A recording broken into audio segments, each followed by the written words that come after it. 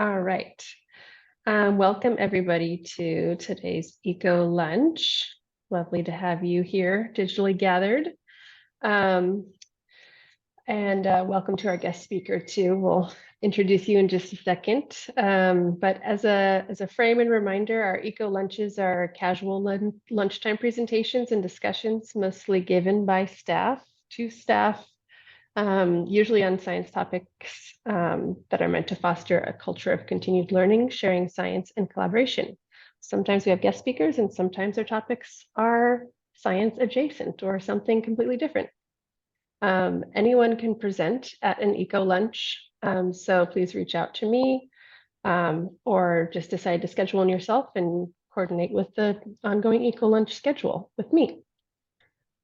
So today's topic is using AI and sound to monitor biodiversity with our guest speaker, Dr. Marconi Campos-Cerqueira, who's Chief Science Officer with Rainforest Connection.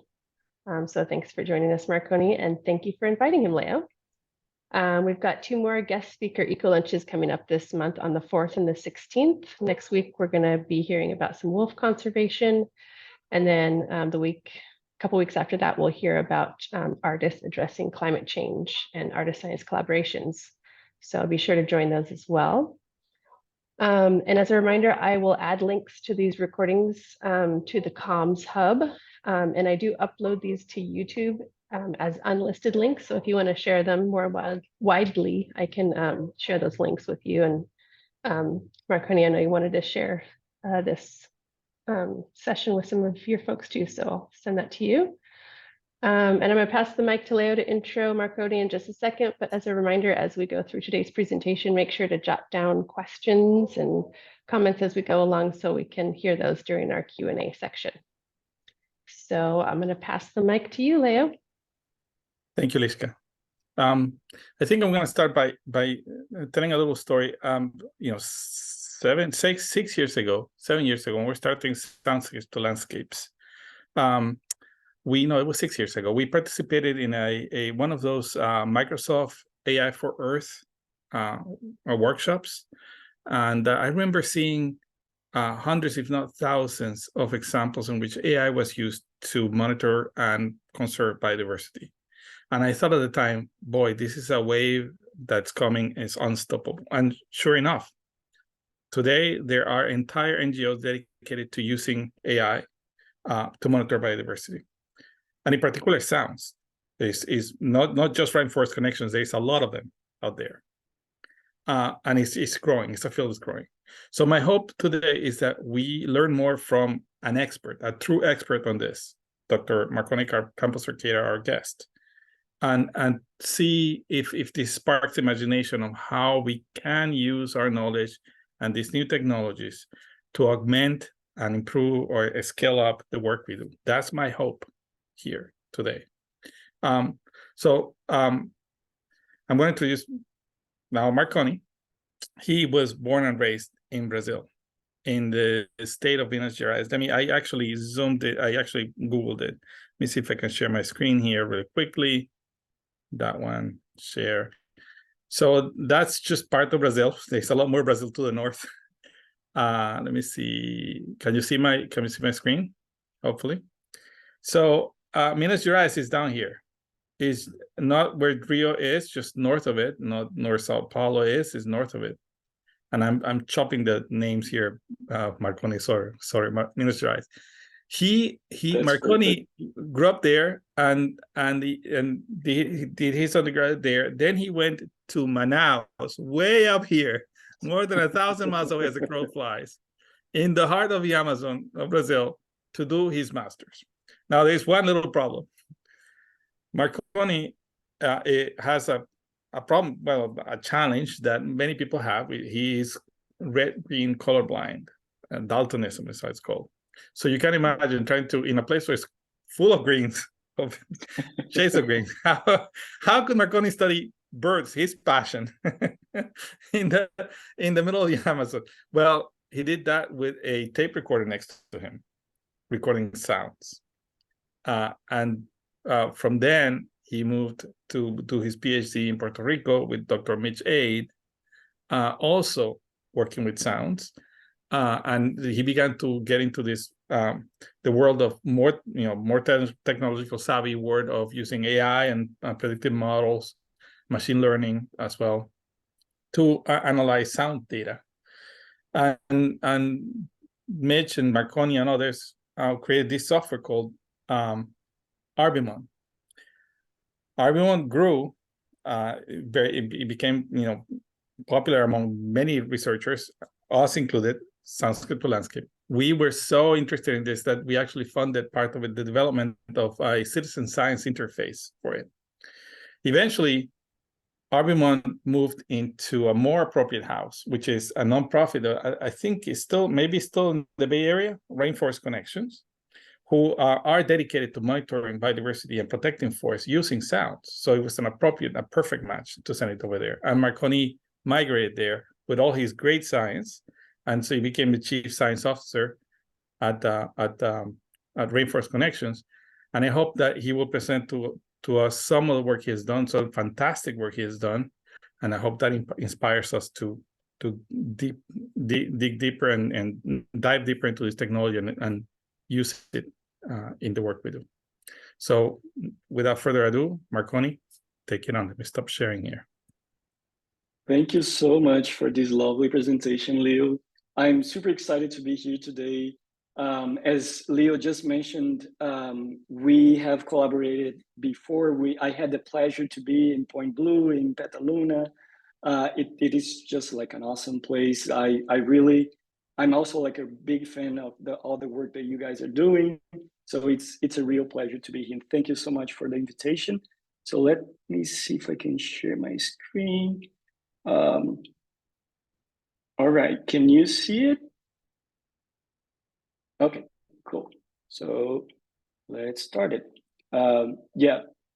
So let me see if I can just, okay, yeah.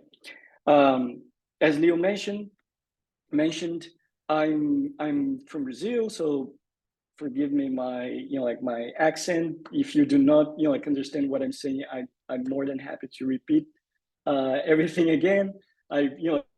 Actually you will need to stop me at some point, because I really love talking about acoustic monitoring.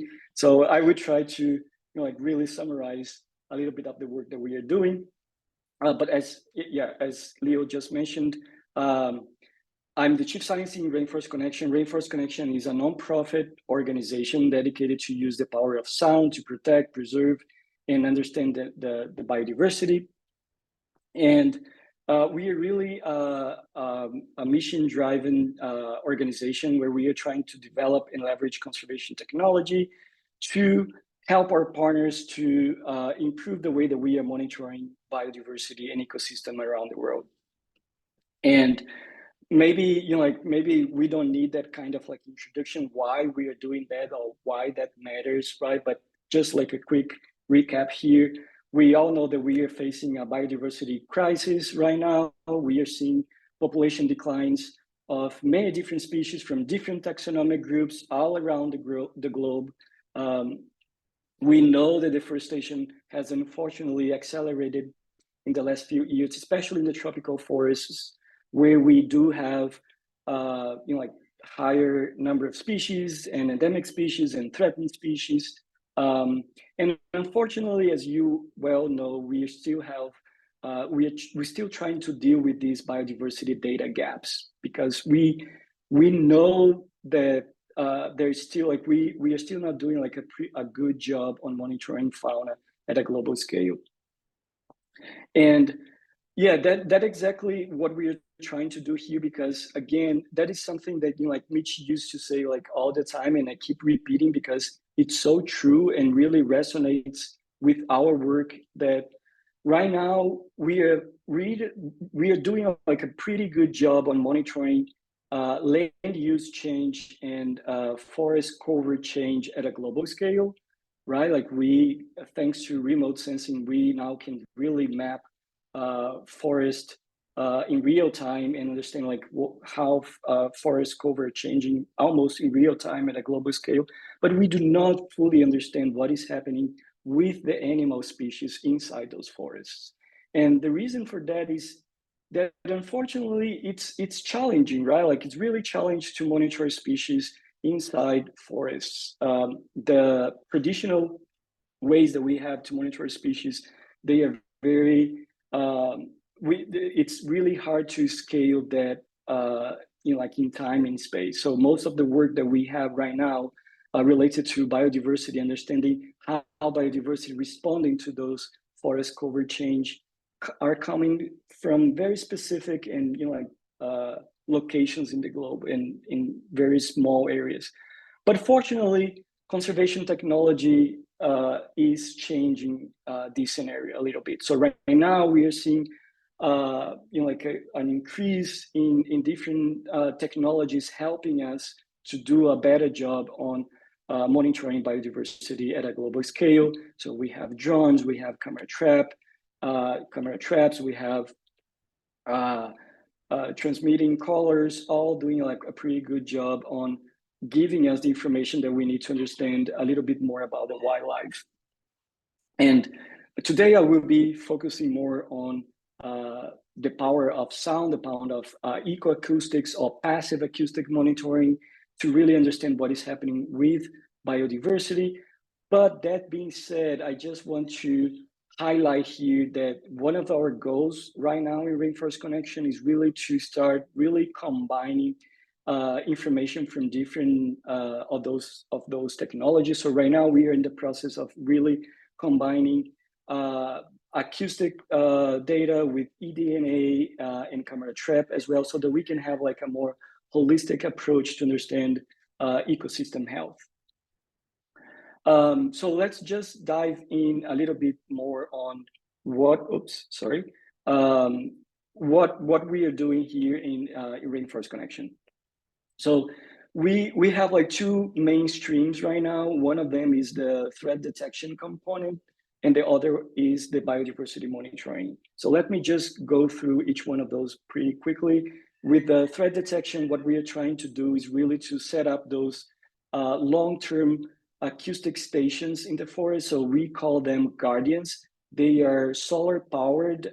We install those devices in the canopy of the forests, and we can have those devices connected to GSM, to cell phone connectivity, or it can be a satellite connectivity as well. And using satellite, that was super interesting because it really allowed us to expand our reach and really go into places that we couldn't be there in the past. But the whole idea is that you have those devices there in the canopy of the trees, they are functioning with solar energy, and they are recording continuously. They are listening to all the sounds of the forest in real time. So every time that we detect a sound that is associated with a legal activity, such as chainsaw or gunshots, for example, we have an AI model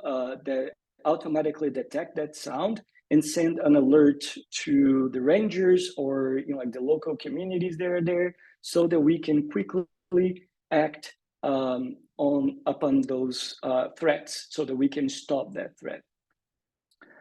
So that is one of the things that we are doing in Rainforest Connection. The other component is really on the biodiversity monitoring side, where we can also use the guardians for doing that, but most of the time we are trying to use different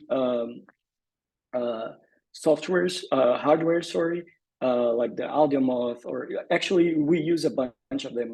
We have used like Wildlife Acoustics, Audiomoth, Swifts, all those different devices that we call them offline devices, in contrast with the guardians, because we need to deploy them in the forest, leave those devices there for a while, and then we need to go back to those devices and upload all the recordings into the cloud. But here is just to quickly show you one of our general workflow with the biodiversity monitoring. Everything really started by doing the right questions and really trying to figure out what is the main goal of our projects. And then after that, we work on a sampling design, really trying to understand exactly where we are going to be deploying those acoustic sensors in the landscape. Then we go to the field, we collect the data, we upload everything into our RBMON platform. So the RBMON platform, I'm going to be showing a little bit more about that platform, but it's a web-based, no coding platform. Like in the past, I was saying a lot like user-friendly, but now we realize that it can be even more user-friendly. So we're really working hard to make it truly user-friendly. But it's free. It's a free platform that allows you to upload, store, and manage big data and do all the analysis, a bunch of different analysis there as well.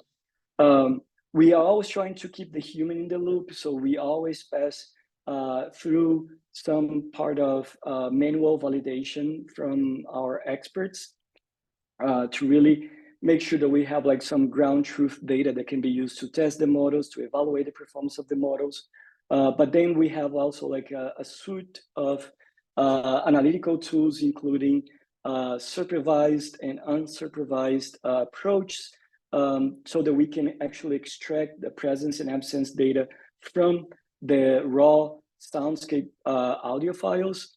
And after that, we combine the presence and absence data with environmental and bioclimatic variables so that we can actually get those ecological and hopefully meaningful insights about what is actually happening with the biodiversity in the location. So Rainforest Connection, we work a lot closely with our partners in pretty much all those steps that I just showed you. Sometimes we go in the field, we work with our partners to really understand what are their questions, their needs, their goals, and we, like I said, like we actually are very, very active through all those steps in that workflow. And currently we have right now 60 active projects all around the globe. So here I'm just showcasing some of those projects that we have. So for example, like we have projects in US really trying to detect like rare bird species. In Brazil, we have a bunch of projects. One of them that I'm super excited that I will be talking a little bit about today is the restoration project. But we also have some projects in Indonesia, trying to understand the response of biodiversity to oil palm and also to restoration. And we do have a bunch of projects all around the world trying to understand the impact of climate change on species distributions as well. So I'm really excited to share with you that like a few weeks ago, RBMON, our platform, we have reached more than 100 million recordings from different parts of the world. So like I said, like all those 60 active projects that we are closely working with our partners, they are happening in 38 countries around the world, but the contributions that we have from external community into the RBMON platform is way bigger than that. So right now in RBMON, we have data from more than 160 countries. In general, like across the entire platform, there are already more than 3,300 species identified, and we ourselves, like Rainforest Connection, really working closely with our partners to monitor more than 400,000 hectares at a global scale. And here is just like the same map, but just a heat map of all the species that we have identified that they are in the system until now. And let me just show you as well a little bit about some of the most recent developments from our team. One of those is the audio event detection and clustering analysis. I'm pretty excited about this tool in specific just because it's an unsupervised approach. It's an AI, but it's an unsupervised approach. What that means, it means that you just need to upload your recordings and the system. So once you have the data, the system will automatically detect the events, meaningful audio or acoustic events in in the recording itself. So you don't need to do anything. The system will automatically detect that. It will extract some features from those events and will cluster them together according to some acoustic properties, so that then we can go back, include the human in the loop, do some exploration, and make the final validation. So let me just quickly show you how they work. Those are screenshots from the real web page. So here's an spectrogram. I'm not sure if all of you are familiar with a spectrogram, but it's just like a representation of the audio file. Here we have time in seconds. So I'm just showing 60 seconds, 1 minute. And here we have frequency in kilohertz. So once you run the acoustic event detector, like I said, it will create some boxes around the calls without, like automatically, it will do that for you. And then we'll cluster them, those events together. And then you can just go ahead and check some of those clusters and visualize those clusters yourself and make the final decision. And actually, let me just jump in and show you the platform itself, how it works in the platform. So let me share my screen again, but now let me share with sound. So here, let me just go back and show a little bit the platform from the beginning. This is one of the projects that we have in Indonesia. Here's the summary page where we have like some stats about the project. We have 15 sampling sites, more than 136,000 recordings, and we have identified 93 species in this data set.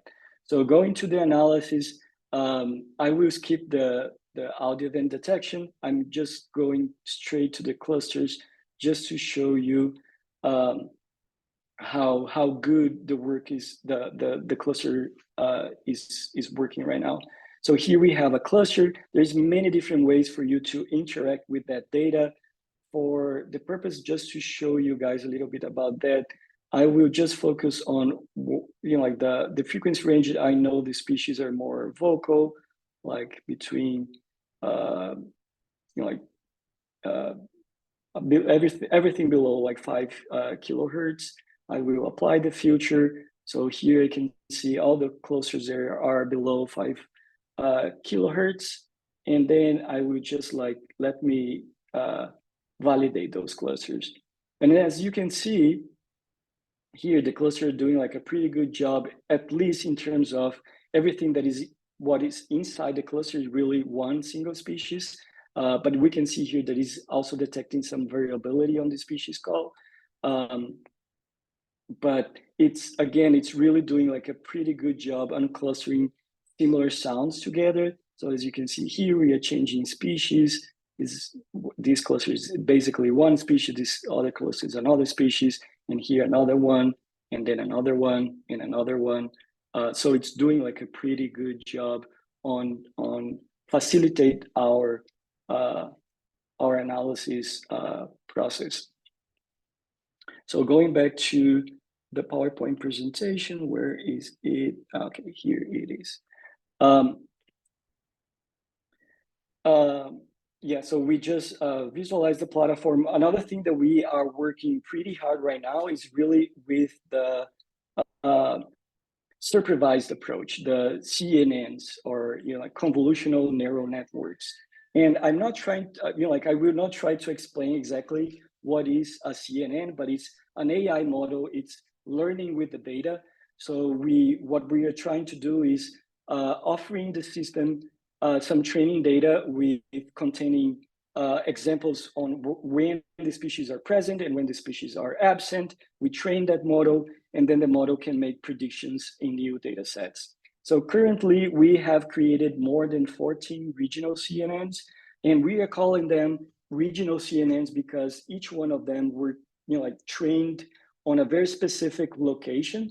And one of the things that we are testing right now is how can I say this in English? Like how generalized, how the model will perform when we apply that model in a different region. So we are in the process of doing some additional tests. But right now, again, we have all those 14 regional CNNs. encompassing around 670 species. Each one of them have like around 100 species, but some of them, for example, like we have one CNN that is just for African elephants, and we have one CNN that is just like for a gibbon species in Laos, for example. And the next step for us, that is something that we are currently working, is how to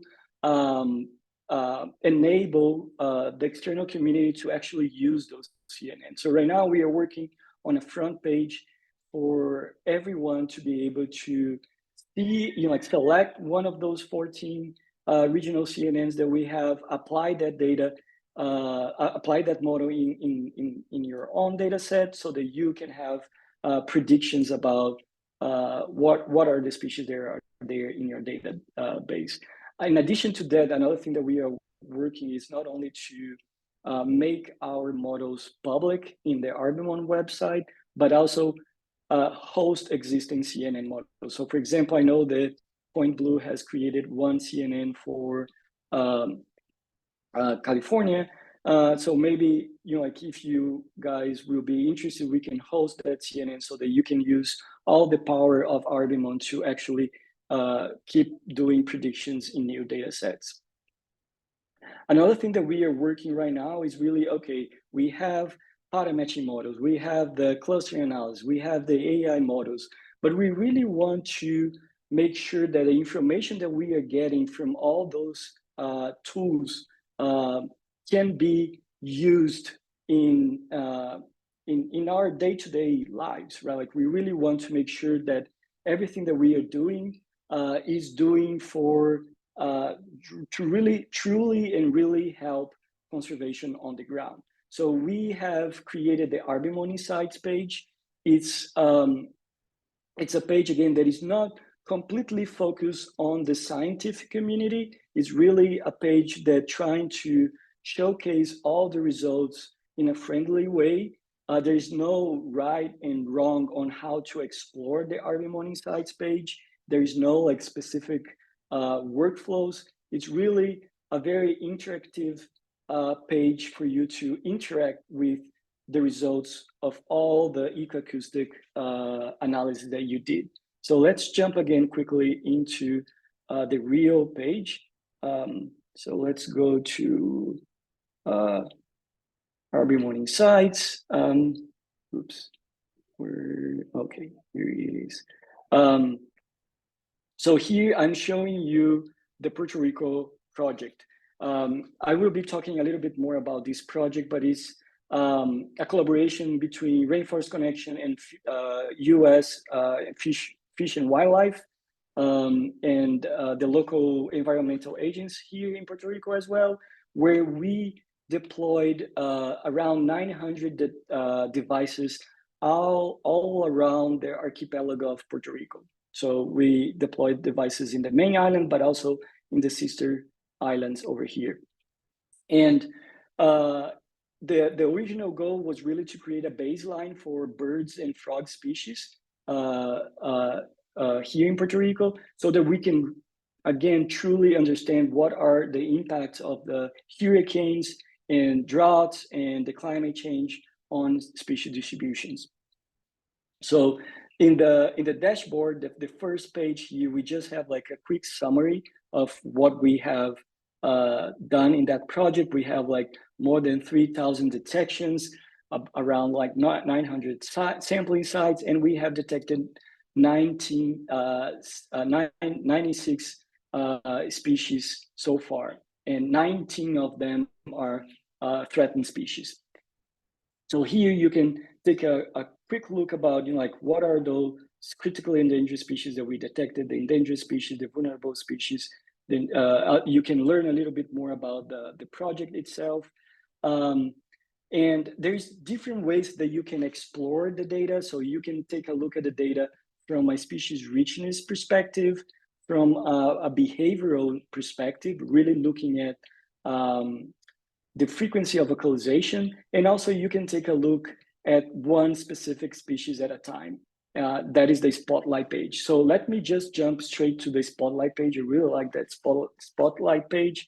So let's go to one of the endangered species that we have here in the island, the elfin wood warbler. That is one species that was discovered in the 70s here in the island. So it's kind of like crazy to, like discovering species, like bird species in such like a small island, like almost like, like yesterday. But here what we can see is, like the name of the species. You can actually search for, like a specific species here in the data set as well. You will see like a little bit, a photo of the species. You can listen to the species call. You can learn a little bit about the species. We are retrieving all the information from IUCN directly. If you click here, you can go to the IUCN Red List page and learn more about the species. And then you can see the detections, all the detections that you created using the Arbimon platform in a map or in a plot. So here, for example, like we are looking at a heat map, but I can also just change these to points. And also I can play around if I have detection, if I want to see detection frequency, detection raw, or just naive occupancy, just showing me places where, so here the blue points are places where we have deployed a device and we have detected the species, and the black dots are places where we have deployed devices, but we didn't detect the species. So you can really play around a lot with the map. You can make it simple. You can have label without label. You can export the maps, zoom in and zoom out. Then we can have like predicted occupancy. Those are the results of the ecological analysis that we do. So it's not directly coming from Arbimon. We are still in a process that we do all the ecological analysis like in R or in Python, and then we populate here in the online report. But here is just showing where we have like highest probability of finding the species in the island. And then finally, you can see the detectability of the species across time, right? So again, you can play around a little bit with the information here. You can see that information across hour of day, but also if you have long-term monitoring project, for example, so you have like several months or years, you can start looking at that and trying to see if there is any pattern in the data. And again, everything is downloadable.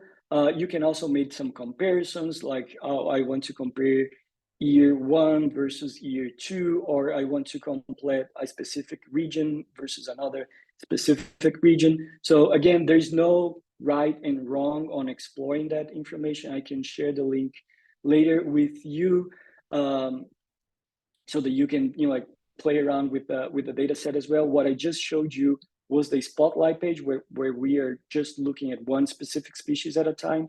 But like I said, we can really play around with the species richness perspective. And here we can see like how many amphibians, how many birds, big non-flying mammals, we need to fix that, and other species, probably like insects. Again, you can take a look at that in a map in forms of points, and really play around and explore all the results in plots and also in tables as well. So going back to the presentation, okay. We are currently also working on improving that Arbimon insights. Both the clustering analysis and the Arbimon insights are now in beta version. And we are really trying to listen to the community and understand like how we can improve that.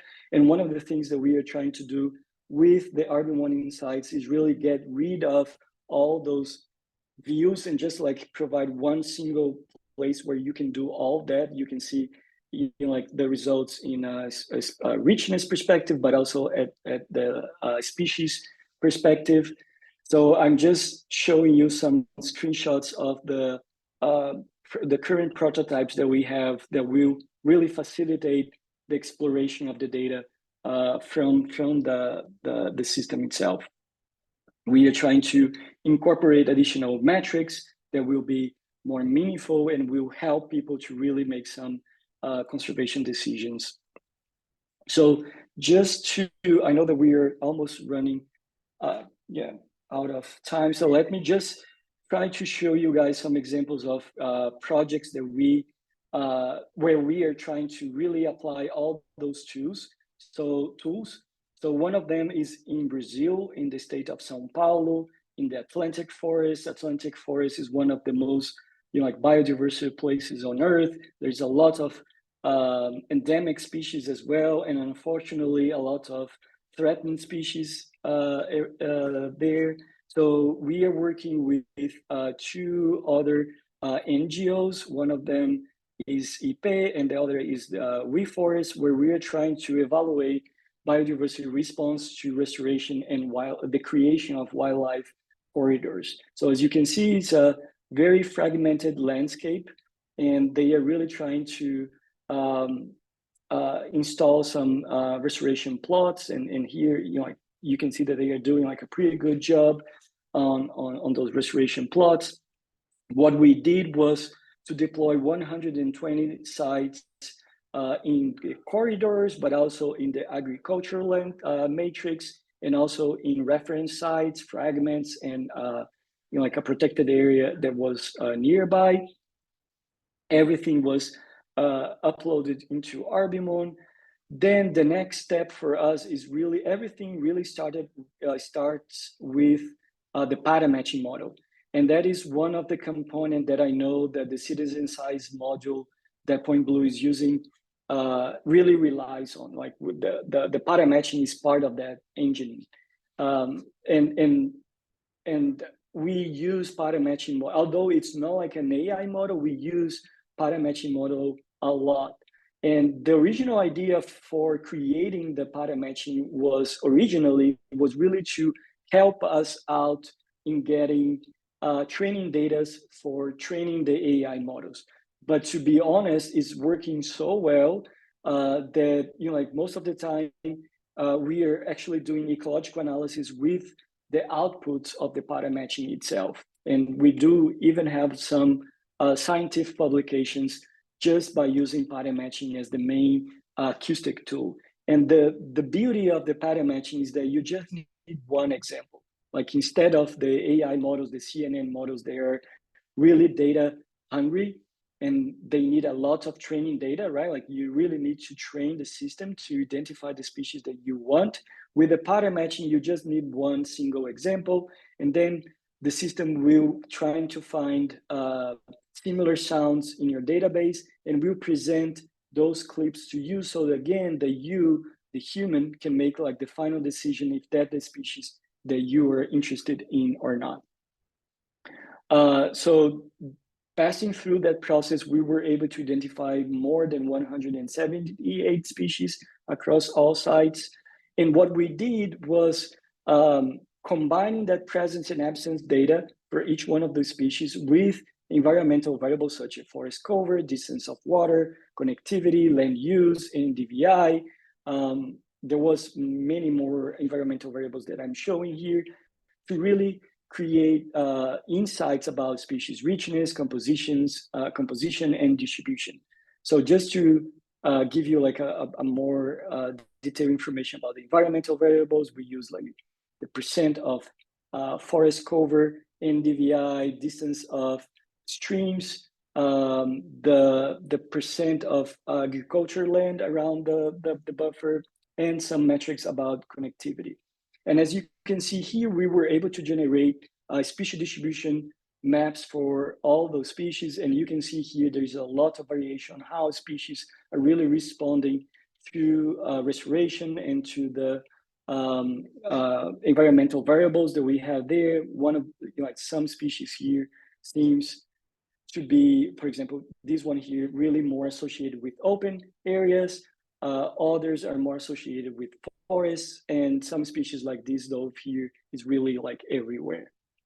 But then what we tried to do was really to create like a multi-species occupants model, really trying to understand exactly where we have more species. And what we found that, like it seems that like species are really tracking those areas with more forest, and like they are responding positively to the restoration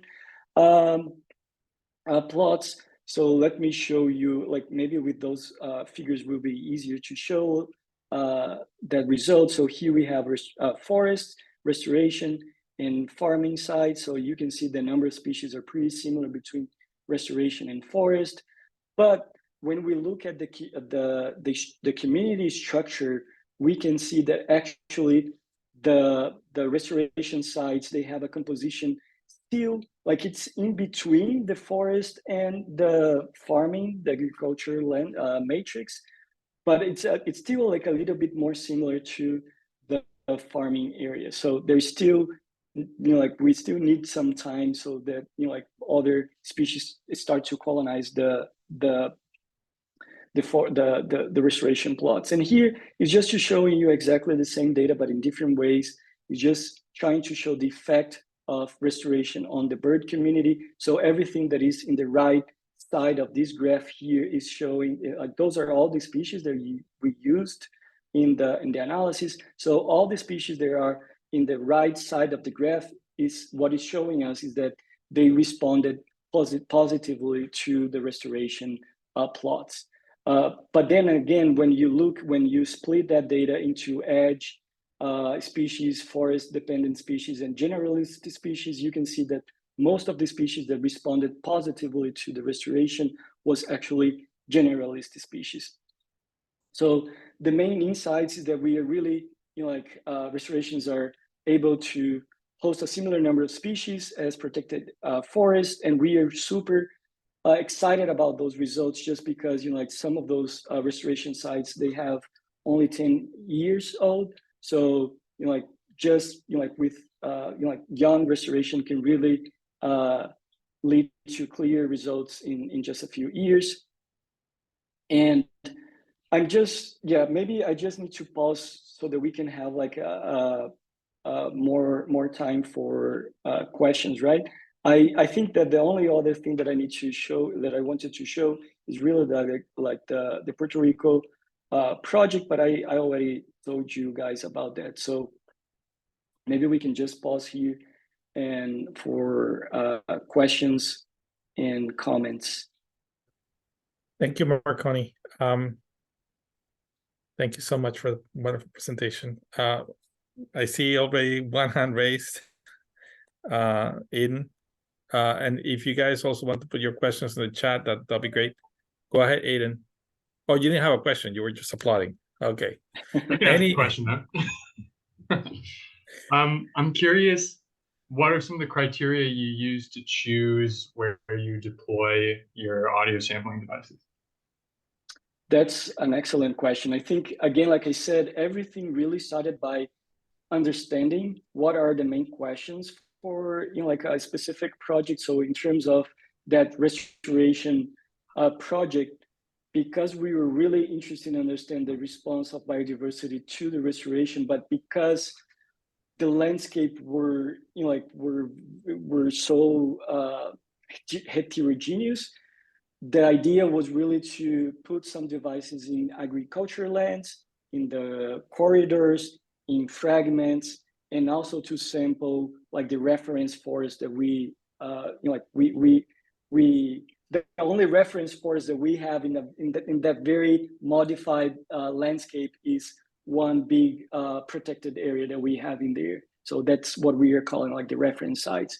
So that is the way that we select for that specific project, but it will really depend on your questions, right? But one of the things that we're really trying to keep in mind when we are deploying those devices is that we try to keep those devices at least 400 meters from each other. That's the minimal, like the basic rule, just because that is the overall detection range of those devices. They actually, they can detect like species in a very similar way as we are detecting, like as we can hear species on the ground.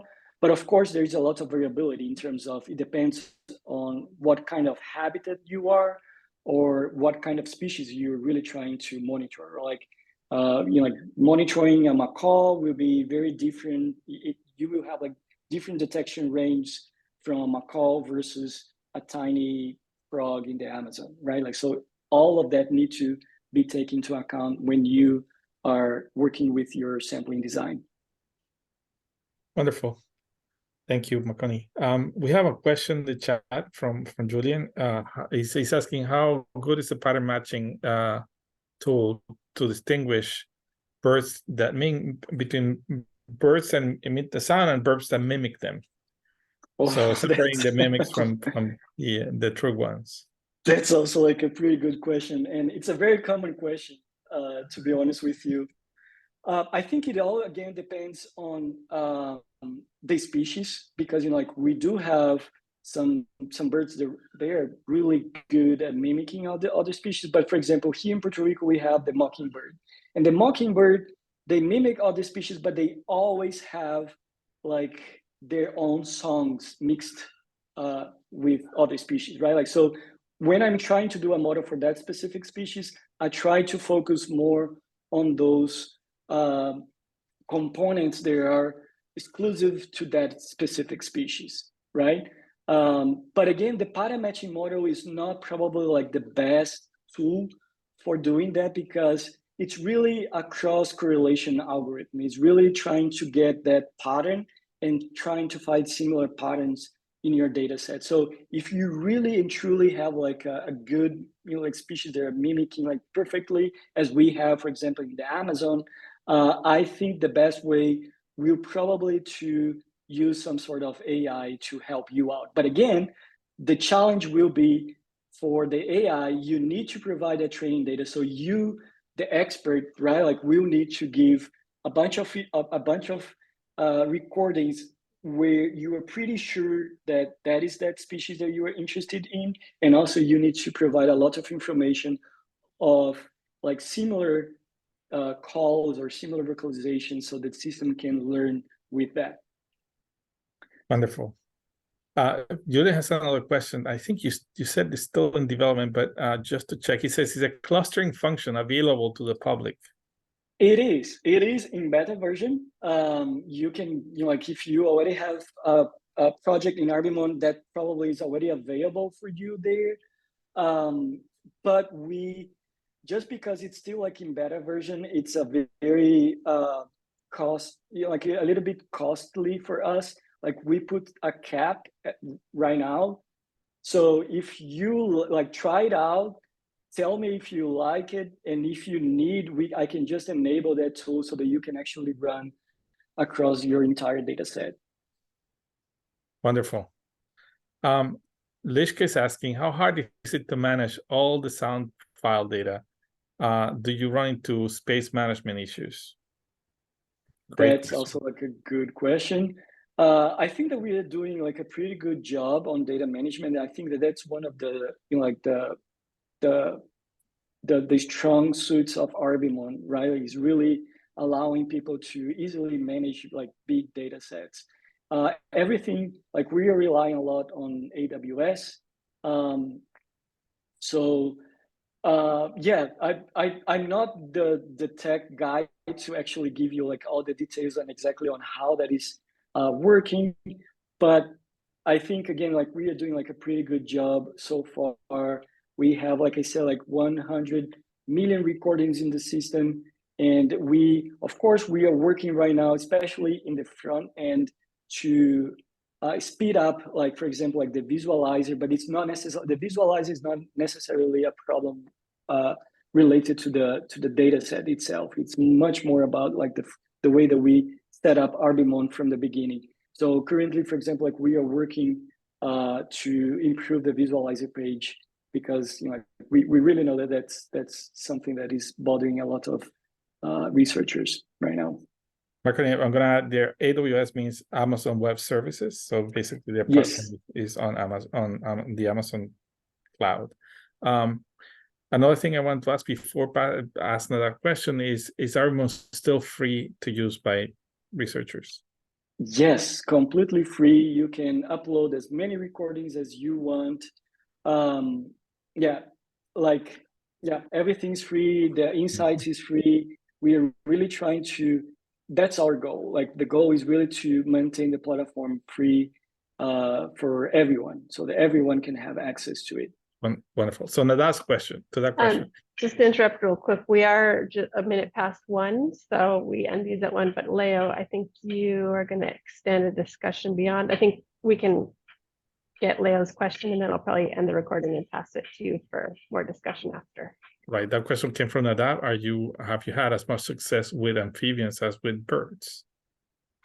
Yes, definitely. Here in Puerto Rico, like our main focus are actually the amphibians, the frogs.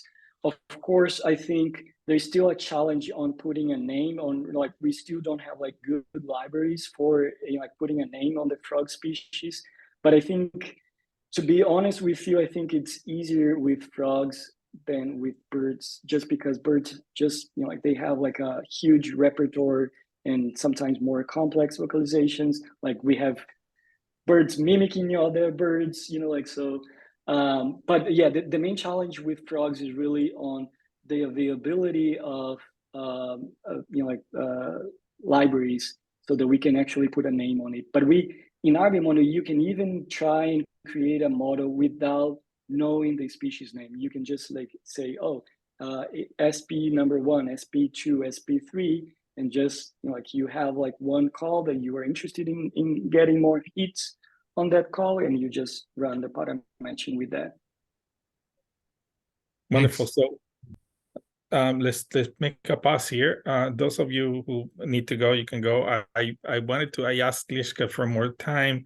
For those of us who want to talk a little bit more with Marconi about opportunities for us to collaborate with Rainforest Connections and in developing projects, perhaps thinking about how we can become more acquainted and perhaps use more of this technology, and perhaps even not just on the front end, also on the back end. Rainforest Connections are very, very tech savvy people. As I said, Bay Area, they're all super young computer scientists, etc.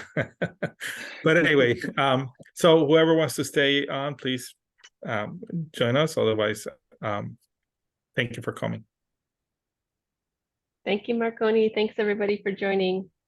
Thanks, Leo. Well, thank you, guys.